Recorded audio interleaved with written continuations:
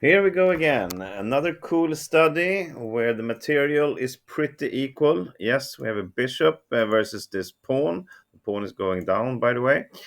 But it doesn't really matter if we take this pawn, since a rook and a bishop against a rook is not enough if there's not special circumstances, such as a king being cornered somewhere or something like this. So I can tell you we need to trap this rook somehow in order to win this as white.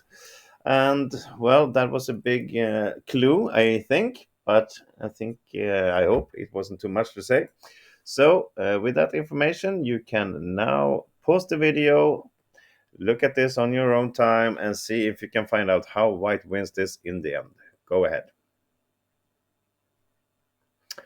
Okay, so welcome back. What should be white's first move? Well, if we do something passive, we will just allow the rook to get out on f8 or perhaps on e8, but here is attacking our bishop, and he will get the rook out somewhere, and we are not going anywhere with this. So we cannot be that passive. Can we block the rook here, something like this? No, really not. We can still just get out on f8 or h8. Perhaps the bishop comes to g6 to block the rook from coming here. Well, no, he can just put it on f8 also, or just stay there and start running his pawn. This is not going anywhere for us. Okay, what about rook a7, threatening a check here on a8 and winning this rook? Well, it's going to be handled the same way. Rook comes to e8 or perhaps even f8, attacking the bishop. Now, if we get a check here, king will just come up to e7. We are not coming any further here. We will just help the king out in the open, and we are not getting anywhere here either. So, what is the correct starting move? Well, we need to get this king moved. So, in this little study, we start with a check. Rook d7 check. And of course, there's only two moves for black to play here. If he plays to c8, I think we all see what's going to happen then. We have a discovered check like this, and we win the rook. So that's obvious, but of course, it's not going to be that easy, because black will go to the other side, to e8 instead with his king. And now is the question, what do we do here to continue?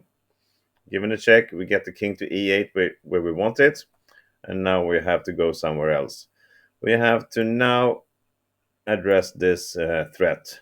Rook a7 with the threat of check here. And it's not enough to put the rook on b7.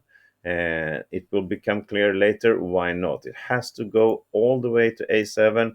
Now we are attacking the king with a check to get this rook. And remember, the king started here. He was in check. He moved it here. So there's no castling allowed here for sure. The king has moved. And now it's back on its original place. All right. So if black doesn't do anything about it, if he just moves his pawn, well, then he's going to lose his rook. So, of course, he's going to do something. And it looks like there's only two different options. Either king to f8 or the rook to f8. So let's start with the king to f8.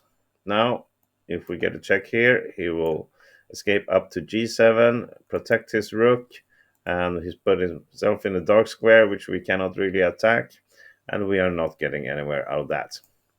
So we are not checking after king f8. Instead, we play a very, very beautiful move, which is bishop to h7.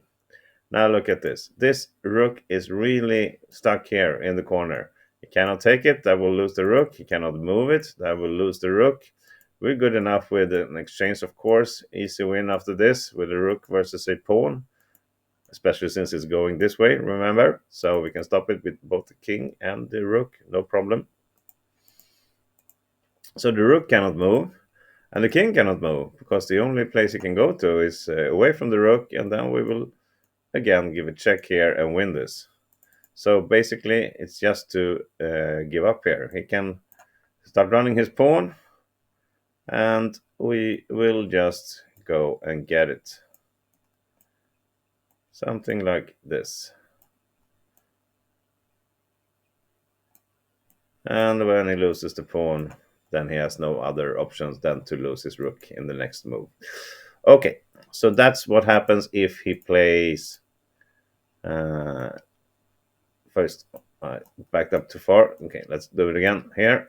If he plays king f8, then we play bishop h7. All right, what happens if he plays rook f8? Doesn't he get out now? He attacks our bishop and he can go with a check, etc. No, we have a smart way of winning this variation also. And now could be a good time to pause the video again if you need to find out how white wins from here. Go ahead. Okay, here we go. So we need to really block this rook in, and there's only one way to do it. This check is not doing anything good. The king can come up here. He's not afraid of a discovered check here, so it doesn't really give us anything. No, instead we has to give the check on g6. Obviously, the rook cannot be placed in between, it will lose it, so we place king d8. And now we follow up. Why did we go with the bishop here? Well, of course, we want to put it on f7. And now it's a similar situation as when the rook was here and the bishop was here. Look at this. The king can only move here, and if he do that, he will lose his rook. So the king has to stay. The rook, well, he doesn't want to sacrifice it on the bishop, obviously, and he don't want to put it on g8 or e8. He will lose it. And the same goes if he puts it on h8. Then we will simply check and win the rook. So he will again round the pawn, but now it's a little bit different. Can you see how white wins this? Pause the video again if you need to. Otherwise, here we go. So we're attacking this pawn. We can go to e2 or e1, doesn't really matter. We are chasing it down. And it comes to h3. Now, the crucial thing here. We do not want the mistake of going with our king to g3. What will happen then? It will push to h2. We are forced to take it.